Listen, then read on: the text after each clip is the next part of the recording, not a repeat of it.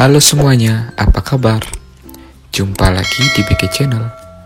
Pada kesempatan hari ini, kita akan mempelajari materi tema 9, sub 1, pembelajaran 3. Pada pembelajaran 3, mata pelajaran yang dibahas adalah IPA dan Bahasa Indonesia. Untuk tujuan pembelajaran hari ini, bisa kalian lihat pada daftar berikut.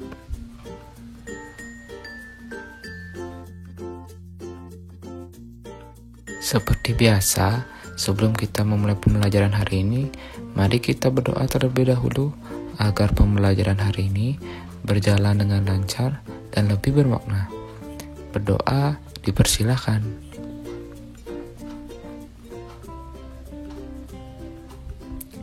Berdoa selesai. Nah, mari kita mulai pembelajaran hari ini. Indonesia adalah bangsa yang memiliki banyak sumber energi.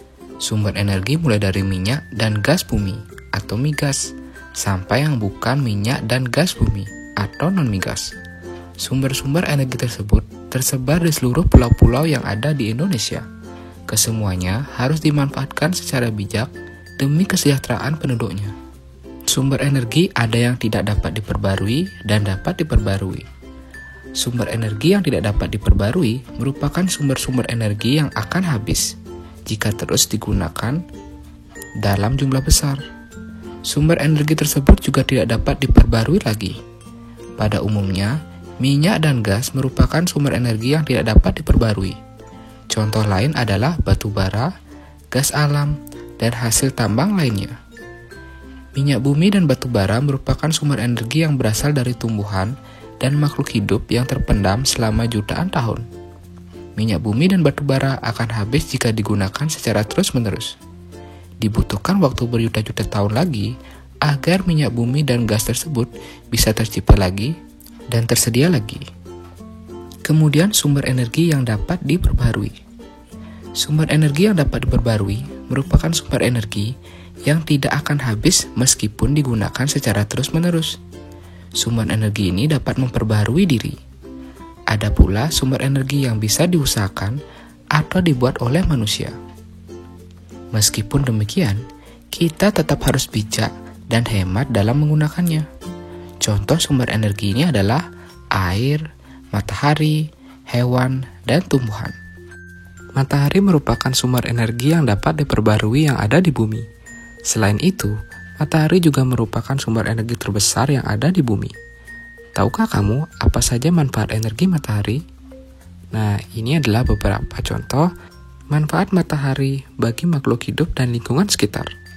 Bagi tumbuhan, energi cahaya matahari dapat membantu proses fotosintesis dan membantu pertumbuhan tanaman. Bagi manusia, energi cahaya matahari dapat untuk mengeringkan pakaian. Bagi beberapa hewan, energi panas matahari bermanfaat untuk menghangatkan tubuh hewan dan sumber cahaya alami untuk melakukan aktivitas saat pagi ataupun siang hari. Kemudian bagi alam sekitar, energi matahari bermanfaat untuk menghangatkan suhu bumi dan menerangi bumi saat pagi ataupun siang hari.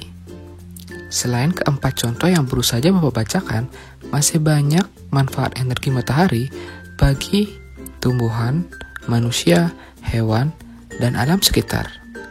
Nah, sekarang silakan lakukan kegiatan ini. Kegiatan ini akan memudahkanmu memahami manfaat energi matahari bagi kehidupan manusia. Buatlah peta konsepnya dengan mengisi kolom-kolom berikut.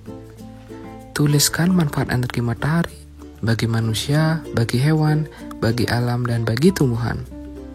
Tuliskan dalam kolom-kolom berikut. Selamat mengerjakan. Berdasarkan bacaan sebelumnya, coba identifikasilah sumber-sumber energi yang ada di daerah tempat tinggalmu.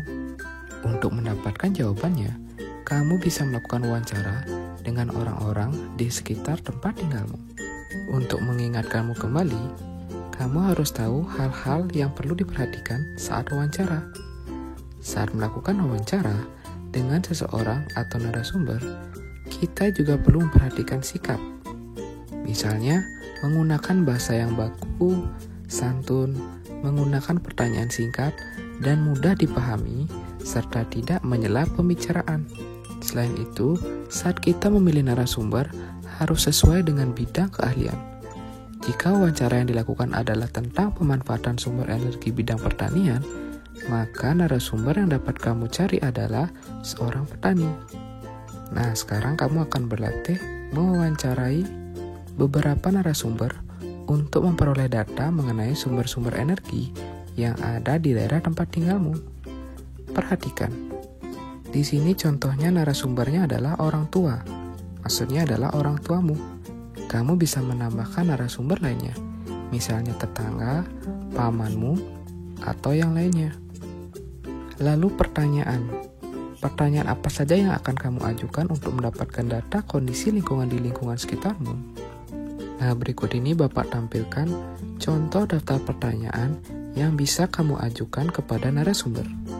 Pertama, tentu kamu harus menanyakan dulu siapa nama narasumber yang kamu wawancarai. Seperti tata cara melakukan wawancara yang sudah pernah Bapak ajarkan di tema-tema sebelumnya. Kemudian kamu bisa menanyakan pertanyaan contohnya seperti di daftar yang sudah Bapak buatkan ini. Kamu juga bisa membuat pertanyaan berdasarkan pengamatanmu. Kemudian tuliskan hasil wawancaramu dalam bentuk tabel berikut. Tuliskan tanggal wawancara, kemudian data hasil wawancara. Misalnya Bapak contohkan 1. Untuk narasumber, misalnya kamu bertanya pada orang tuamu. Pertanyaannya kita akan mengambil pertanyaan yang ada di buku, yaitu hewan apa saja yang masih dapat dijumpai di lingkungan sekitar Bapak atau Ibu. Nah, ini adalah contoh jawaban dari narasumber. Misalnya, narasumber menjawab anjing, kucing, ayam, dan bebek. Lakukan hal yang sama pada narasumber berikutnya dan pertanyaan yang kamu berikan. Tuliskan semuanya dalam tabel laporan hasil wawancara. Selamat mengerjakan. Demikian untuk pembelajaran hari ini. Bapak harap apa yang sudah Bapak ajarkan hari ini bisa kalian terima dengan baik, kalian mengerti, dan kalian resapi. Jangan lupa, jaga selalu kesehatan kalian di rumah, rajinlah belajar. Kita akan bertemu pada video pembelajaran selanjutnya. Akhir kata Bapak ucapkan, sampai jumpa.